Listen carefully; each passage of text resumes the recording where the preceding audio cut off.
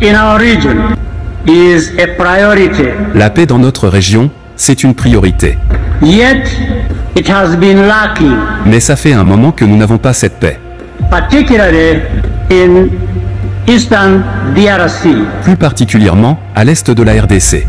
But peace cannot be delivered by anyone Mais la paix ne peut pas être donnée par qui que ce soit, from anywhere, no matter how powerful, peu importe d'où il vient ou à quel point il est fort, if the party most directly concerned does not do what is needed. si la partie la plus directement concernée ne fait pas le nécessaire. Without that, Sans cela, the sincere mediation efforts by the mandated regional leaders les médiations proposées par les dirigeants régionaux cannot work as intended. ne peuvent pas fonctionner comme il se doit.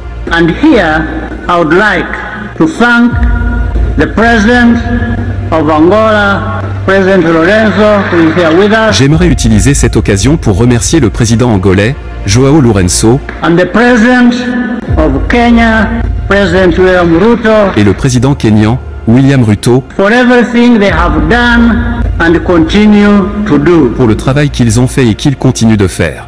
Peace cannot happen all on its own. La paix ne peut pas venir d'elle-même. We all have to do our part On doit tous jouer notre rôle and the right things in order to achieve and sustain peace. pour pouvoir avoir la paix et la garder. This should not be seen as a favor to anyone. Cela ne doit pas être vu comme une faveur qu'on faisait à quelqu'un. For anyone to do what is needed for everybody to have peace and have their rights can't be a matter of favors being dished out to people. Travailler ensemble pour que les gens aient la paix et leurs droits, ça ne doit pas être vu comme une faveur qu'on leur faisait, It's an obligation. c'est une obligation. In the end, when it doesn't happen, Au final, quand les droits des gens continuent d'être piétinés, that's why people stand up and fight for it. c'est pour cela qu'ils s'élèvent et prennent les armes et qu'ils se battent pour leurs droits. It should be understood as a necessity Ça doit être vu comme une nécessité, because it is a question of people's rights. car c'est les droits des gens qui sont bafoués. And there cannot be real peace Il ne peut pas y avoir la paix if those rights are not respected. si les droits des gens ne sont pas respectés. You can't wake up one day Tu ne peux pas te réveiller un jour and decide to deny whoever you want their citizenship right et décider de refuser le droit à la nationalité à une partie de ta population and expect to get away with it. et penser que tu vas t'en sortir. This is a time to reflect on the kind of world we want our children to live in. C'est le moment de créer le monde dans lequel nous voulons laisser nos enfants. And within us, Et parmi nous, we always have the tools nous avons les outils qu'il faut to repair, pour réparer, to renew, pour renouveler and to reset. et pour réinitialiser. It does not mean that we have to agree on everything, Ça ne veut pas dire qu'on doit être d'accord sur tous les sujets, but we must respect each other's choices. mais on doit respecter les choix de chacun. There is no longer room for the powerful to impose their vision about how others ought to live. Il n'y a plus de place pour des pays puissants qui veulent imposer leur vision et leur façon de vivre à d'autres pays, Or to create narratives that falsify the truth. ou qui veulent créer des narratifs pour déformer la vérité. This must always be resisted, Ça, c'est des choses qui doivent être résistées, even when under pressure. même sous pression. But there is also no possible excuse for injustice, Il n'y a pas non plus d'excuses sur les injustices, whether committed against us as Africans que ça soit des injustices qui sont faites contre nous les Africains, or inflicted by ourselves. ou des injustices que nous nous faisons subir entre nous. We Africans are people who have consistently fought injustice. Nous les Africains, nous sommes des gens qui ont toujours combattu les injustices. We don't need any lessons about how best to do so. Nous n'avons pas besoin de leçons venant de qui que ça soit sur comment on doit combattre l'injustice.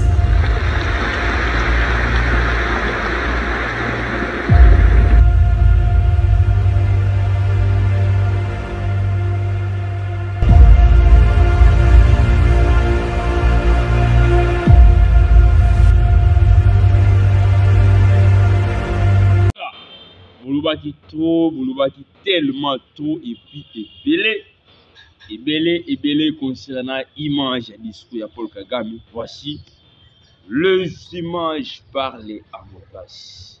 Je vous ai promis qu'il y a une image. Il y a discours à Paul Kagame concernant Est. Et bah traduit en français. Paul Kagame a na kina Rwanda. Il va traduire en français. Je crois image en Rwanda. Pour comprendre qu'il y a RDC Monde TV. Tout peut sa actualité politique en temps réel.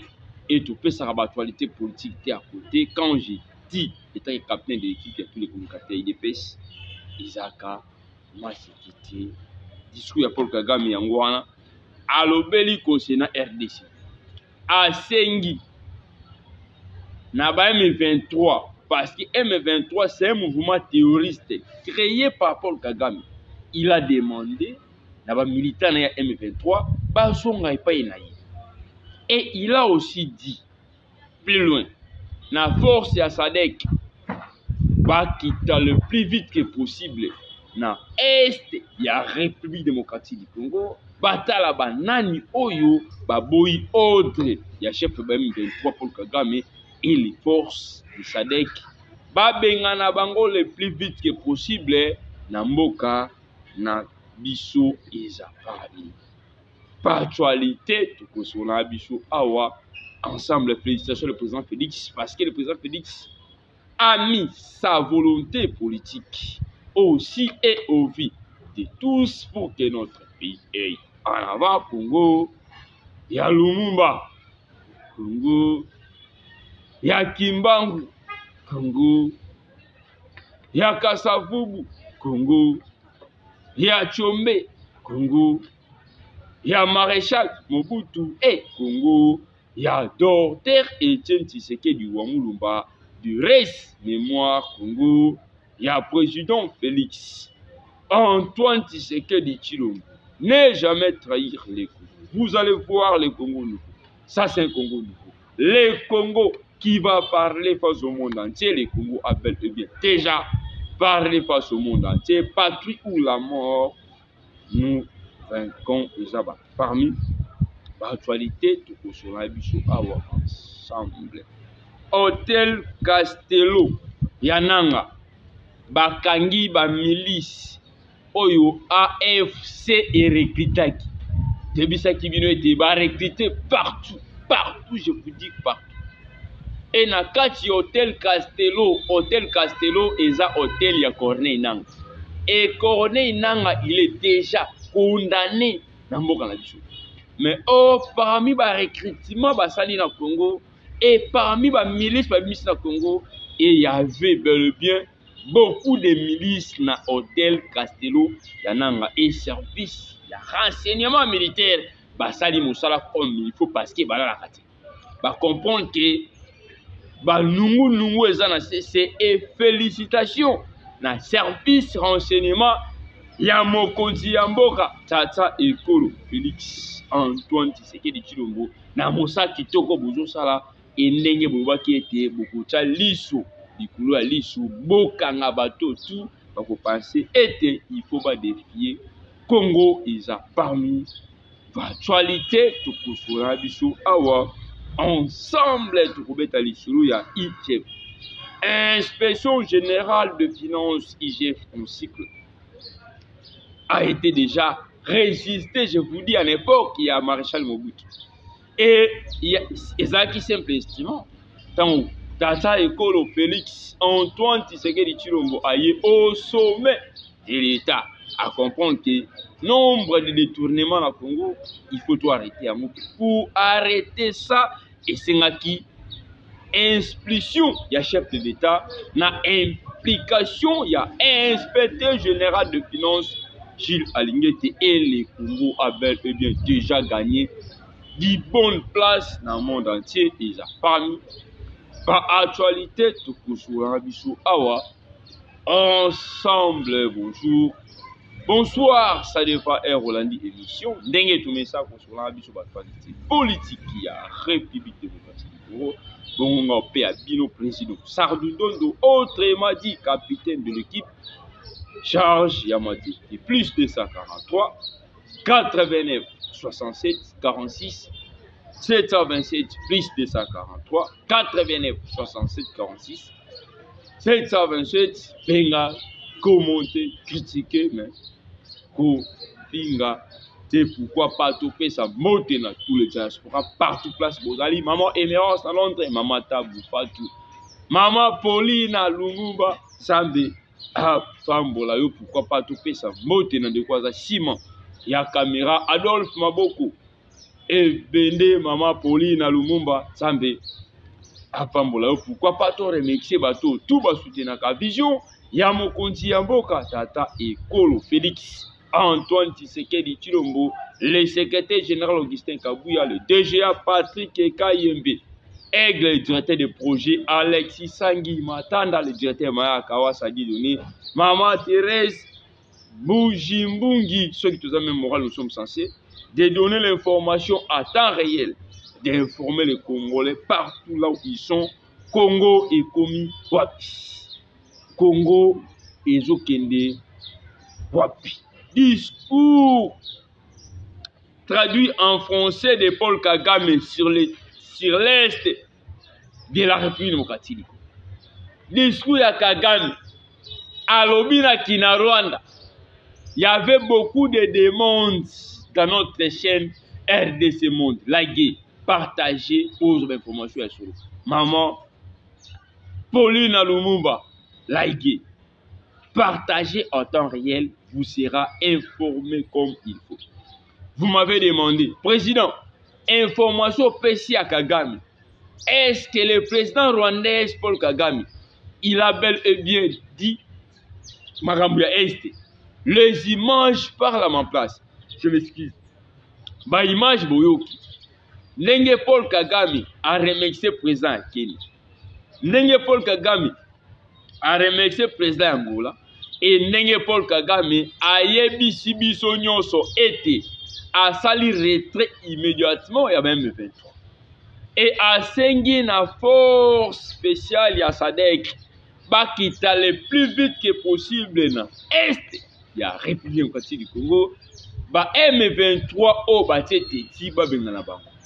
M23 c'est un mouvement terroriste créé par Paul Kagame na cause moko minéré à Congo ekende baboju ya Congo ekende heureusement na kati ya discours ya Paul Kagame a attaqué pe ba pays to benga ka batu puissant alors bibala tisaka kayete ça peut être aussi ba pays batu puissant batinda Paul Kagame parce que atangi na Congo na bango et na kati ya discours ne botali ya Paul Kagame jour ya investiture alobaki makambo ebele. Et médiateur ezaki président ya Kenya et médiateur ezaki président ya Angola. Et en époque si tozongi mwa sima moke atovande tout discours ya Paul Kagame tango Laurent Désiré Kabila asali accord na Rwanda Docteur Etienne Tshisekedi wa Mulumba du reste de moi ayebisie ba Rwandais asali la bango parti ya guerre apesa bango mosolo bazonga na Rwanda amenaça même Docteur Etienne Tshisekedi wa Mulumba du reste de moi et les mêmes mandoki oyo Kabila azwa na Rwanda ya mwezo bulisa. Partons dans ces cas tango tobeti so ya discours ya Paul Kagame tango James Kabarebe aye chef d'état-major na Congo un Rwandais de père et de mère parce que Laurent Désiré Kabila a signé un accord via l'accord et sengaki Rwandaise azwa chef d'état-major tango apesié et tango tutelemeli bango ba se retirer na je me trompe pas c'était encore où na ba côté à ba Congo central je me trompe pas benga ngoni ni kiminga mombuke na Congo central wana et kiminga mombuke tango ba kimina kitona ba côté à Congo central ba ina Mwanda si je me trompe pas c'était Mwanda et ba ina Mwanda ba kangana ba rebelle tout oyo ba Rwandais to bengana qui est pas Laurent Désiré Kabila après ko signer ba accord non respecté eri balingi baya kotake na Congo en époque président angolais nde Angola nde sikundaki RDC pour bakotaki. Quand on parle de Kagame, eza continuité à mabe ya régime Kabila oyo biso. Et Paul Kagame oyo, Laurent Désiré Kabila akoka été. Aucun jour Laurent Désiré Kabila a permis à Paul Kagame à faire un discours concernant Est.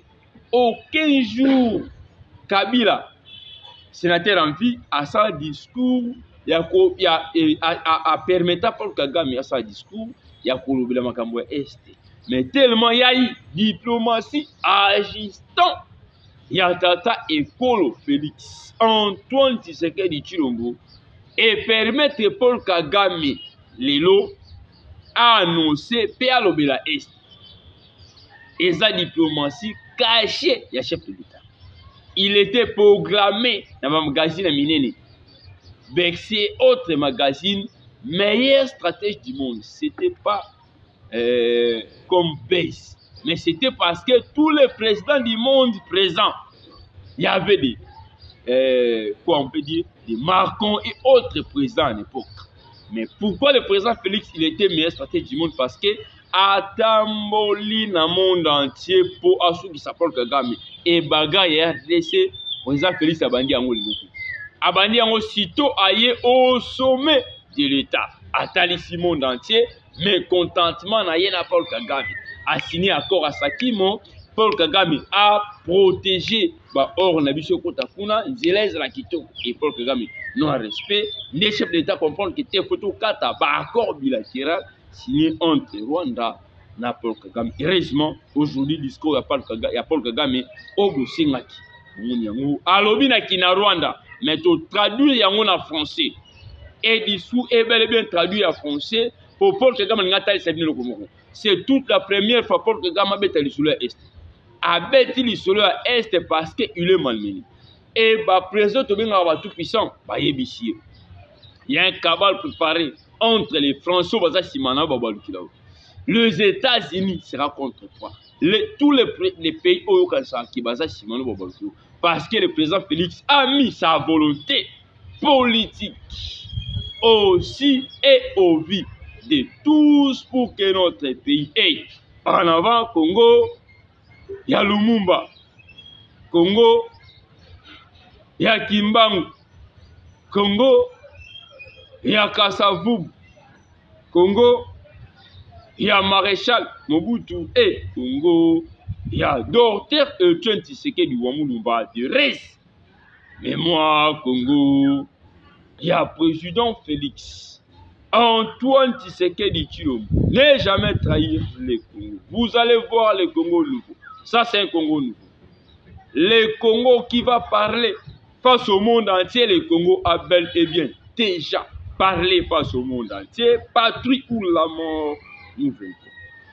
Hôtel Castello de Corneille Inanga, AFC au chef de l'État Lobaki, c'est un mouvement terroriste de Kabila. Le chef a bel et bien dévoilé aussi et au vie de tous les Congolais. Et place au Nanga za cordon, c'est pas Nanga. C'est un mouvement terroriste créé par Kabila. Et partant dans ce cas, AF a recruté des milices partout. Et na katia hôtel Castello de Corée Nanga, bakangi ba milice o ba recruté. Et ba yaki wana na ndenge ko penser ba créer ben insécurité na Congo. Et félicitations et longonia na service ya ANR ya Congo bozo sa musala comme il faut. Et ndenge bozo sa musala comme il faut, nous sommes censés de vous dire un grand merci parce que ba recrutement ou salami na AFC ya Corneille Nanga. Le chef nous a pris que AFC ya Corneille Nanga déjà Kabila. Et on ne peut pas accepter un Congolais par procuration devient encore dans notre pays et na Congo pour comme Mokonzi. Il faut être les rébellion na Congo à Boupia. Et pouvoir UDPS, c'est un prix de sang.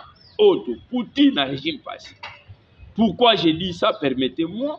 Parce qu'il y avait l'absence de Rossi Mukendi, l'absence de Thérèse Kapangala, l'absence de Bouké Boukaz, l'absence de Kazadi Bazaba Kombata Oyo, les loto Bungisi Bango, na permanence ya IDPS.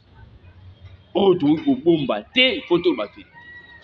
Et aujourd'hui, petit Étienne, que ton âme repose en paix, c'est un combattant d'élite, il y a force de poker. Baza parmi batoyo, sala effort, tango batumbi permanence à soit IDPS, va se sauver et le lot a coupi. Que ton âme repose en paix. N'habite esprit à Moukish, esprit à docteur et Tintiske de Mourouba, il a Mouki. Esprit à ba combattant batumba na permanence à IDPS, j'ai vu ça, Balamouki. Et tango toyaka, au kata matiti. Il y a des combattants qui sont tout le temps ils ont place où nous sommes David. Et cet combat va payer. Et le pouvoir IDP, c'est un prix de sang payé dans le régime passé. Et Congo Oyo, on ne peut pas laisser faire. Les Congolais par procuration, ils ne peuvent pas prendre notre part na Congo Awa et na Katia Hôtel Castello. Il y a Corneille Nang. Service a bloqué en haut. Abimisi bato nyon sonakati à chambre parce que il y avait la présence des milices au AFC à Rekitaki. Et partant de ce cas, Biloko tout bomoni, moi nana malanga, film à Sali, ce sont des corneilles là. Ce sont AFC, Malanga et autres. Et à pourquoi mina pour ça. Chef Azaki tellement catégorique et puis chef a respecté Rabat. Et ce que mon chef, mon continent biso, les bidosés congolais, il s'appelle le président Félix Antoine Tshisekedi Tshilombo. Alors, la vérité, parce que a mieux informé par rapport à Bichou. Et le président Félix a mis sa volonté politique aussi et au vie de tous pour que notre pays ait en avant Congo, Yalumumba, IGF. Inspection générale des finances, IGF en cycle, a été déjà résisté depuis longtemps. Mais tout qui au sommet de l'État va penser que c'est IGF. Et qui était faut basala magui ndenge bali. Tango tata école Félix Antoine Tshisekedi Tshilombo aille au sommet de l'État à comprendre nombre ya kimoi bina Congo alobi exagéré. Sous l'instruction du chef de l'État à confier Gilles Alingeti. Ayebisi, mais c'est l'inspecteur général des finances de Alingeti, Kanga Mibia. Sur l'implication du inspecteur général des finances Gilles Alingeti et permettre le Congo, Mbokanabi surtout gagner 10 bonnes places dans le monde entier. Et l'inspecteur général des finances a tali na Congo, a tali contrat chino-congolais, a été signé depuis longtemps à l'époque, il y a un régime passé 17 ans. Il y a un gouvernement chinois qui a exploité cuivre, minerai, or, lithium na Congo. Contrepartie, et à la contrepartie, c'était 9 milliards. Et dans 9 milliards, régime passé, 18 ans, il y a mais je suis un régime passé, gouvernement chinois a fait ça à 2 milliards. Et 7 milliards jusque-là va faire ça. Tant l'inspecteur général des finances a tali dossier, a bandi pression dans le dossier pour le gouvernement chinois a remboursé 7 milliards. Il y a eu des appels de part d'autres. Baïbisi était au Kobe Bissila Mokonti Amboka, diplomatie. À mon chef de l'État, chef à tout nier, aux gens va garder les policiers, l'ongola va policier, va payer ça, va garder républicaine, on va pour assurer sécurité dans fait son dossier. Il y a eu des pressions de part d'autres. Bah malaise en bon yaki, bah ça qui va convaincre l'inspecteur général des finances. Bah ici joie compte par na yotika lobino. Ça c'est un dossier de la République. À côté le dossier et sur l'instruction du chef de l'État, sur implication, il y a inspecteur général de Blaise Janguete, Congo a bénéficié 7 milliards a été signé depuis 2001 et partant dans 7 milliards, nombre de routes tout le Congo, routes secondaires na Congo. Et pour votre information, difficulté de Zouaka, donc l'aéroport international d'Indili facilité parce que première route pour qu'il y ait un aéroport international d'Indili, na maï na sima pour man si aéroport na échangeur pour la deuxième route na aéroport difficulté à Kende aéroport international d'Indili Abou Pia Bouzaki et belé la chaîne na biso to linaka RDC Monde like partager et pour ça mote na bino ba diaspora non sur la poto j'aurai besoin de soutien na bino matériel financier pour ça la biso bien pour tout approfondir encore ba information na ba source réel soki Yesu aïe azomité touya encore awa un nouveau rubrique tout peut sabino actualité politique qui a République démocratique du Congo Lola ezofuta tika ban soto lo banzambi ya bolingo to kuzwai wapi merci.